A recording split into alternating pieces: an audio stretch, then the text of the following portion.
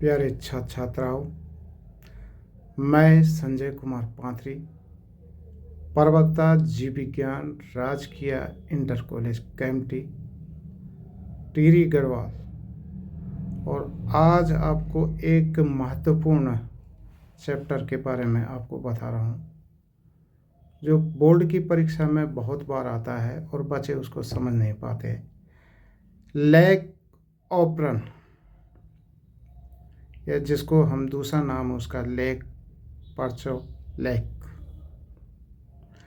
Lake operon की स्पष्ट जानकारी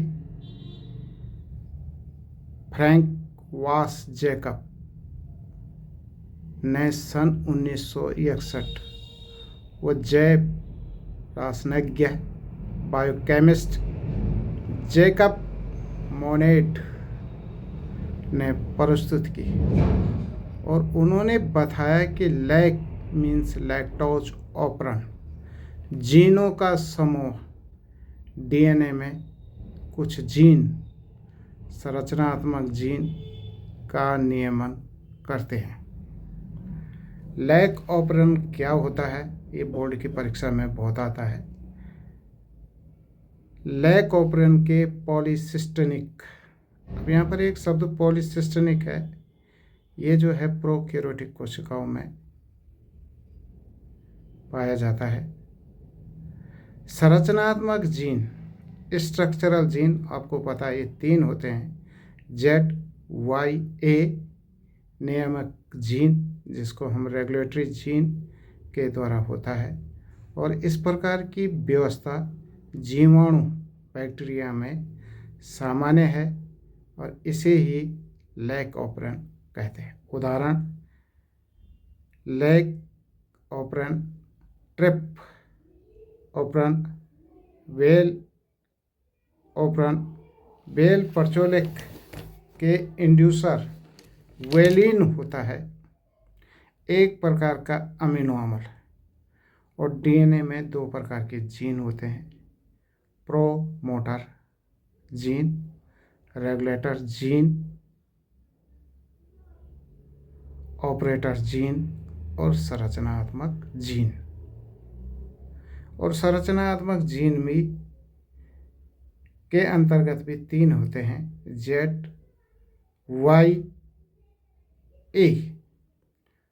माने यहाँ पर हम इसको लैक जेड भी लिख सकते हैं, लैक वाई लिख सकते हैं और लैक ए लिख सकते हैं।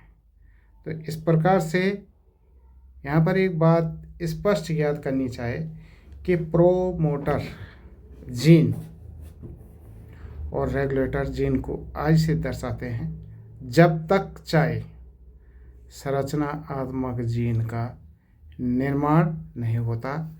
और यहाँ पर एक चीज़ ये भी याद करना है आपने कि डीएनए का स्ट्रक्चर जो है अपने ध्यान रखना है।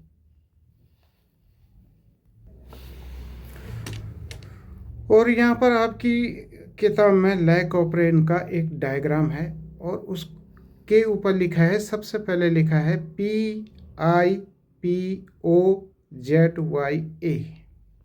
तो P से होता है प्रोमेटर, I से होता है नियामक जीन जिसको अंग्रेजी में कहते हैं रेगुलेटर जीन, और O से होता है ऑपरेटर जीन, और Z संरचनात्मक जीन में भी 3 है, ZYA। तो इसको इस प्रकार से याद कर सकते हैं, आपकी बुक्स में है ये लैक ऑपरेन PIPOZYA। अगर आपको ये सूत्र याद हो गया तो आप ये समझ लो कि ये बहुत सरल है और बच्चे इसको नहीं समझ पाते। अब यहाँ पर ध्यान देना है कि सबसे पहले है आई के नीचे एक एरो का चिन्ह लगा रखा है, इसको कहते हैं हम रेगुलेटर जीन, जिसको हिंदी में कहते हैं नियामक जीन। अपना एक मैसेंजर आरएनए बनाता है जिसे दमनकारी प्रोटीन भी कहते हैं। तो आप एरो का चिन्ह देख रहे होंगे, उसके बाद दमनकारी और मैसेंजर आरएनए लिखा हुआ है, एक दमनकारी प्रोटीन बनाता है और मैसेंजर आरएनए प्रोटीन का निर्माण करता है। मैसेंजर आरएनए किसका निर्माण करता है? प्रोटीन का निर्माण करता है और इस प्रोटीन को दमनकारी प्रोटीन भी कहते हैं। और ये दमनकारी प्रोटीन किसी कार्य को रोक देता है। ये बातें आपको स्पष्ट होनी चाहिए। 2 डायग्राम है और अब आपने इसको समझना है कि आई मीन्स नियामक जीन, इसके नीचे एरो का चिन्ह लगा रखा है, मैसेंजर आरएनए, दमनकारी प्रोटीन। और दमनकारी प्रोटीन ऑपरेटर जीन से जुड़ जाता है। आप देख रहे होंगे किताब में ये डायग्राम है और यहाँ से जो दमनकारी प्रोटीन है वो ऑपरेटर जीन पर जुड़ जाता है, एरो का चिन्ह लगा रखा है, जबकि उसके नीचे लिखा है प्रचोलक क्षेत्र में दमनकारी के बंधन से आरएनए पॉलीमरेज्म द्वारा प्रचोलक का अनुलेखन बाधित। अब इसको समझना है कि दमनकारी प्रोटीन ऑपरेटर जीन से जुड़ जाता है और ऊपर लिखा है प्रेरक की अनुपस्थित। अब देखिए, अब प्रोमेटर जीन, यहाँ पर पी मीन्स प्रोमेटर जीन, और सबको पता है कि प्रोमेटर जीन, जब मैं डीएन वो उसको पढ़ा रहा था अनुलेखन में, तो प्रोमेटर जीन पर आरएनए पॉलीमरेज्म एंजाइम को जोड़ने का स्थान बनाती है। कौन सा एंजाइम? RNA पॉलीमरेज्म enzyme. जब तक ऑपरेटर जीन दमनकारी प्रोटीन से जुड़ी होती है, पहला वाला डायग्राम है, तब तक मैसेंजर आरएनए नहीं बनता है। तब तक लेक ऑपरेन का जीन बंद, ये स्विच ऑफ हो जाता है।